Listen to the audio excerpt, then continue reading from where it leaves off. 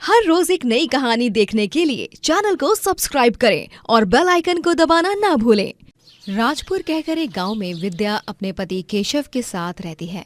उनकी नई नई शादी हुई होती है। विद्या जब अपनी पहली रसोई का खाना बनाती है तब वो ससुराल में सास रमा, ससुर तेजनाथ और ननद चारू को बहुत पसंद आता है। अरे वाह विद्या बहू, क्या खाना बनाया है तुमने। सच में इस दाल बाटी को खाकर तो मजा ही आ गया। रामा, हम तो बहुत ही भाग्यशाली हैं जो हमें आजकल के जमाने में भी विद्या जैसी बहू मिली है। जी आपने सच कहा। भाभी, आप ऐसे ही रोजाना स्वादिष्ट स्वादिष्ट खाना बनाया कीजिए, हमारे तो अब मजे ही मजे हैं। आप सच में कमाल हो। आखिर बीवी किसकी है? क्या आप भी जी। विद्या के ससुराल वाले तो उसके हाथ के 5 पकवान खाकर उसकी तारीफों के पुल बांधते रहते हैं। एक दिन जब वो और उसका पति दोनों हनीमून पर जाते हैं तभी विद्या एक जगह रुकती है और केशव उन दोनों के लिए होटल के बारे में जानकारी प्राप्त करने जाता है कि तभी उस बर्फीले इलाके में लैंडस्लाइड होती है और उसमें केशव की मृत्यु हो जाती है, जिसके बाद विद्या विधवा हो जाती है। केशव जी, ये क्या हो गया? आप मुझे छोड़कर नहीं जा सकते हैं केशव जी। केशव जी, उठिए ना। केशव, ए बेटा, उठना, उठना बेटा।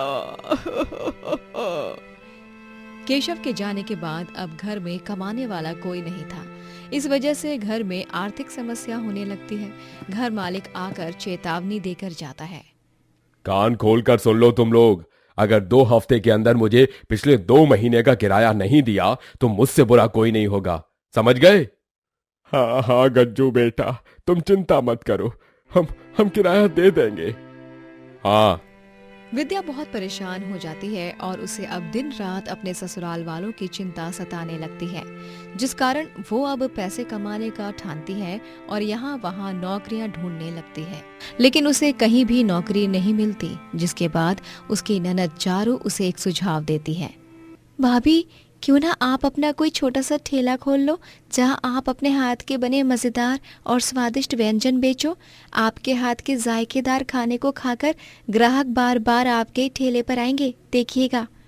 हाँ चारू, ये तो बहुत ही अच्छा सुझाव है। इसके बारे में तो मैंने सोचा ही नहीं था। लेकिन ठेले के लिए पैसे, मेरे पास तो उतने पैसे हैं ही नहीं। मेरा गुल्लक कब काम आएगा भाभी? ये देखिए, इस गुल्लक में मैंने बहुत सारे पैसे इकट्ठा करके रखे हैं। ये आपके ठेले और खाना बनाने के सामान को खरीदने के काम आएंगे। नहीं नहीं चारू, मैं तुमसे पैसे कैसे ले सकती हूँ? ये सही नहीं है। तुमने इतनी मेहनत से इन पैसों को जुटाया है। भाभी, मैंने ये पैसे हमारे परिवार के लिए इकट्ठा किए हैं ताकि कोई भी मुसीबत आए तो मैं इन्हें इस्तेमाल कर सकूं। आप इतना मत सोचिए और इन्हें रख लीजिए। धन्यवाद चारू। विद्या चारू के इकट्ठा किए हुए पैसों से ठेला और खाना बनाने का सामान खरीदती है और वो गांव में ठेले पर स्वादिष्ट खाना बनाकर बेचने लगती है। उसके स्वादिष्ट खाना को खाकर ग्राहक बहुत खुश हो जाते हैं। सभी को वो बहुत पसंद आता है और इस तरह चंद दिनों में ही विद्या के ठेला पूरा गांव में मशहूर हो जाता है। अरे वाह जी वाह, क्या स्वादिष्ट खाना बनाया है आपने। ये पूरी, कचौड़ी और खीर, आहा, मजा ही आ गया। अरे सच में ऐसा खाना हमने कभी नहीं खाया। शायद ही कोई बनाता होगा इतना लज्जतदार और कमाल का खाना। अब तो हम हमेशा आपके ठेले का खाना खाने के लिए ही आया करेंगे बहन जी। जी, आपका बहुत बहुत धन्यवाद भाई साहब। विद्या के ठेले की प्रसिद्धि से उसके ठेले के पास वाले रेस्टोरेंट में कोई नहीं जाता है और इस कारण उस रेस्टोरेंट के मालिक मनोज को बहुत गुस्सा आता है। जब से इस 2 टके की विद्या ने अपना ये घटिया सा ठेला खोला है तब से मेरे रेस्टोरेंट में कोई आता ही नहीं। पता नहीं ऐसा कैसा खाना बनाती है ये, जिस कारण सभी इसके खाने के पीछे लट्टू हुए पड़े हैं। इसका कुछ न कुछ तो करना होगा, क्योंकि अगर ऐसा ही चलता रहा तो जल्द ही मुझे गांव छोड़कर जाना होगा, अपनी मेहनत से बनाए इस रेस्टोरेंट को ताला लगाकर। एक रात जब विद्या ठेले को बंद करके घर जाने के लिए निकल रही होती है तभी मनोज वहां अपने 2 आदमियों के साथ आता है और वो लोग बेचारी विद्या का ठेला जला देते हैं, वो भी विद्या की नजरों के सामने। नहीं, ऐसा मत करो, मेरा ठेला, मेरा ठेला, मत जलाओ मेरे ठेले को, रुको, अरे रुको। क्यों, बहुत मजा आ रहा है ना तुझे अपने ठेले पर खाना बेचकर ढेरों पैसे कमाकर? तेरे ठेले की वजह से मेरे रेस्टोरेंट में कोई खाना खाने नहीं आ रहा है, इसलिए मैंने तेरे ठेले को ही जला दिया। अब तो कुछ नहीं कर पाएगी बेचारी। इतना कहकर मनोज और उसके आदमी वहां से चले जाते हैं। अब विद्या पूरी तरह बेबस और लाचार हो जाती है। ठेले के जलने के बाद उसके पास अब कुछ नहीं बचा था और ना ही वो नई शुरुआत कर पा रही थी। तभी अचानक से एक दिन बगल वाले गांव में एक कुकिंग कंपटीशन आयोजित किया जाता है, जिसमें 5 मिनट में कोई स्वादिष्ट सा व्यंजन बनाना होता है और जिसका व्यंजन सबसे अनोखा और स्वादिष्ट होगा उसे पूरे 10 लाख रुपए इनाम मिलने वाले होते हैं। विद्या उस कंपटीशन में भाग लेती है और एक अनोखा व्यंजन बनाकर वो कंपटीशन जीत जाती है। बहू, हमें तुम पर बहुत गर्व महसूस हो रहा है बहू। इतनी बड़ी कठिनाई के बाद भी तुमने हार नहीं मानी। ये सब आपके साथ के कारण ही तो मुमकिन हो पाया है माँ जी। मैं अब इन पैसों से अपना एक बड़ा रेस्टोरेंट खोलने जा रही हूँ। आशीर्वाद दीजिए, एक गरीब रसोई से अमीर रसोई बनाने जा रही हूँ। हमारा आशीर्वाद हमेशा तुम्हारे साथ है विद्या बहू, खूब तरक्की करो। वैसे तो तुम्हारा इस घर से नाता सिर्फ तुम्हारे पति के कारण ही जुड़ा हुआ था, लेकिन उसके जाने के बाद भी तुमने मुझे, तेजनाथ जी और चारू को अपने माँ, बाबूजी और बहन की तरह ही संभाला है। तुम बहुत अच्छी हो और अच्छे लोगों के साथ अंत में सब अच्छा ही होता है बहू। धन्यवाद माँ जी, भाऊ जी। विद्या अपना एक बड़ा सा रेस्टोरेंट खोलती है और उसका रेस्टोरेंट रातों रात ग्राहकों से भर जाता है और अब रोजाना रेस्टोरेंट के बाहर ग्राहकों की लंबी चौड़ी भीड़ जमी हुई होती है। ये सब देख मनोज की जलन बहुत ही ज्यादा बढ़ जाती है। सेठ जी, इस विद्या ने तो ठेले से सीधा रेस्टोरेंट खोल दिया। सोचिए सेठ जी, जब उसका ठेला था तभी ही हमारे रेस्टोरेंट पर कोई नहीं आता था और अब तो उसका भी एक रेस्टोरेंट खुल चुका है, तो अब हमारे रेस्टोरेंट पर ताला ही लगाना पड़ेगा। बकवास बंद करो, वरना एक थप्पड़ लगाऊंगा, 7 समंदर पार उड़ जाओगे, समझे? बेवकूफ कहीं के। जरा अकल नहीं है तुम में, है? सारी अकल तो मानो तुम्हारे घुटने में ही चली गई है। अरे लेकिन साहब। चुप, एकदम चुप। अब इस विद्या नाम की चिड़िया को अब मैं ऐसा सबक सिखाऊंगा कि ये फिर कभी उड़ान भरी नहीं पाएगी। उस रात मनोज विद्या के रेस्टोरेंट में जाता है और सारा सामान इधर उधर फेंकने लगता है। निकल जाओ मेरे रेस्टोरेंट से। आज तेरा रेस्टोरेंट टूट कर ही रहेगा, जैसे भी आती ही होगी, और मैं तेरी नजरों के सामने तेरे इस रेस्टोरेंट को तोड़ूंगा, ठीक वैसे जैसे तेरे ठेले को तेरी नजरों के सामने जलाया था। तभी अचानक से विद्या रेस्टोरेंट के किचन में जाकर मिर्च पाउडर का डब्बा उठाती है और इस मिर्च पाउडर को मनोज और उसके आदमियों की आंखों में उड़ाती है, जिससे उनकी आंखें बुरी तरह जलने लगती हैं। नहीं, मेरी आंखें, अरे नहीं, मर गए। भूलो मत, वक्त आने पर एक औरत दुर्गा का रूप भी धारण कर सकती है।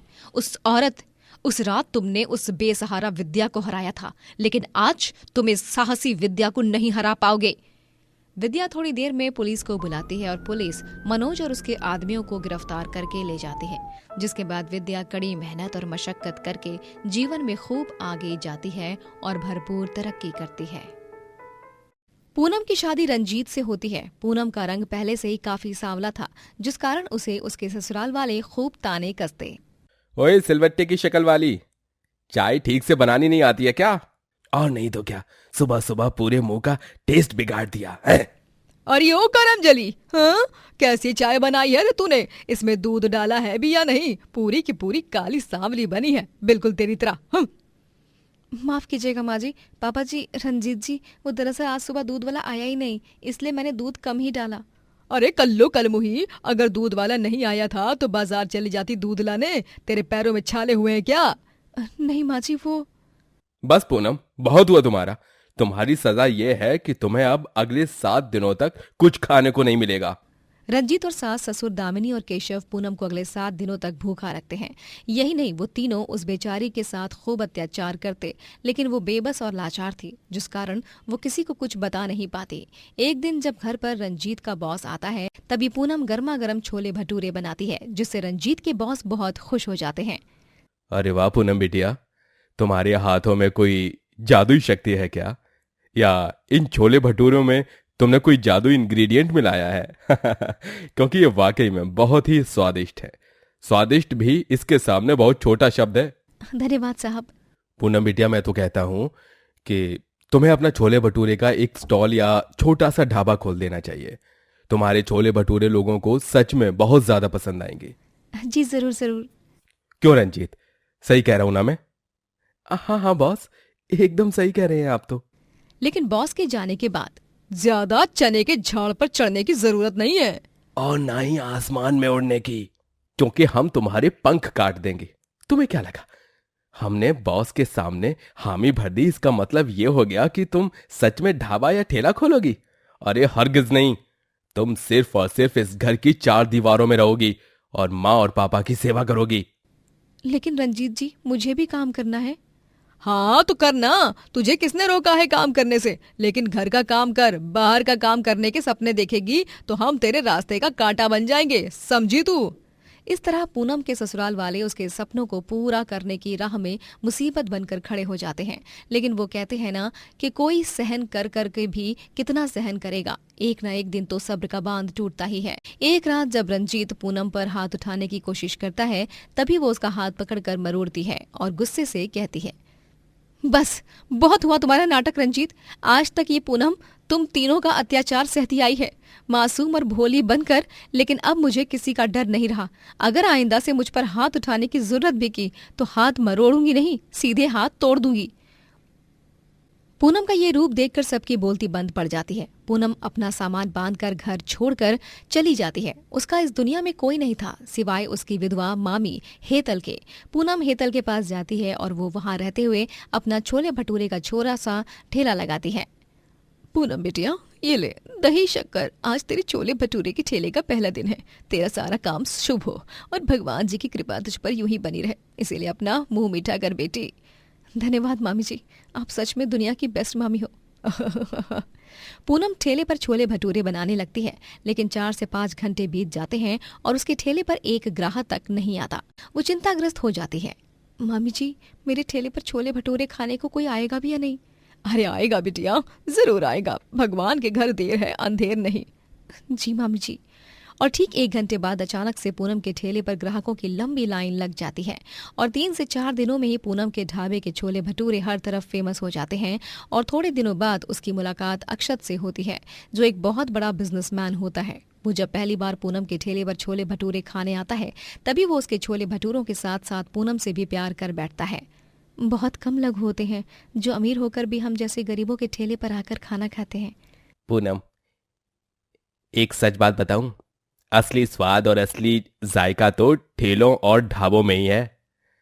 5 स्टार रेस्टोरेंट में तो बस एसी की दूषित हवा होती है, लेकिन छोटे छोटे ठेलों और ढाबों में वहां के खाना बनाने वाले का प्यार भी होता है। एकदम सही कहा तुमने अक्षत बेटा।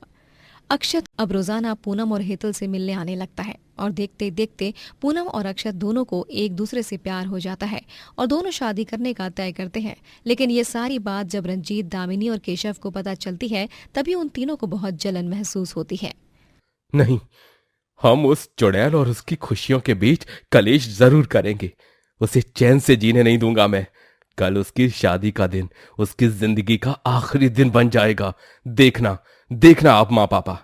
अगले दिन जब पूनम और अक्षत की शादी होती है, तभी रंजीत वहां पर पहुंचकर पूनम के ड्रेसिंग रूम में करंट फैला देता है, जिसके चलते जब पूनम उस रूम में आएगी तभी करंट लगकर उसकी बुरी तरह मौत हो जाएगी। लेकिन जब पूनम उस कमरे में आती है तभी वहां की बिजली ही चली जाती है, जिस कारण उसे कोई करंट नहीं लगता और रंजीत की रचाई सारी चाल उलट पड़ जाती है। अरे नहीं, इस बिजली को भी अभी ही जाना था। मेरे सारे किए कराए पर पानी फिर गया। रंजीत कुछ नहीं कर पाता और अक्षत और पूनम की शादी हो जाती है। अब वो दोनों सुखी जीवन जीने लगते हैं और पूनम अपना नया ढाबा खोलती है, जहां वो छोले भटूरे बेचने के लिए जारी रखती है। क्या स्वादिष्ट छोले भटूरे बने हैं। इतने मजेदार छोले भटूरे तो पंजाब में भी नहीं मिलते। ओए तुसी कमाल हो बहन जी, ओ मैनू और 2 प्लेट छोले भटूरे दे दो जी। जी जी, ये लीजिए, और साथ ही आपके लिए ठंडी ठंडी लस्सी भी फ्री है। ओ वाह जी वाह, यार तो सोने पे सुहागा हो गया जी। जी जी। रंजीत से पूनम की कामयाबी देखी नहीं जाती और वो उसके ढाबे पर चुपके से आकर सामान में जानलेवा केमिकल्स मिला देता है। अब देखना पूनम, तुम्हारे ढाबे के छोले भटूरे खाकर कैसे लोगों की जान खतरे में पड़ जाएगी और सारा इल्जाम आएगा तुम पर, जिसका मतलब तुम जेल में बंद हो जाओगी और ना तो अपने पति संग रह पाओगी और ना ही अपने सपने, अपने ढाबे को संभाल पाओगी।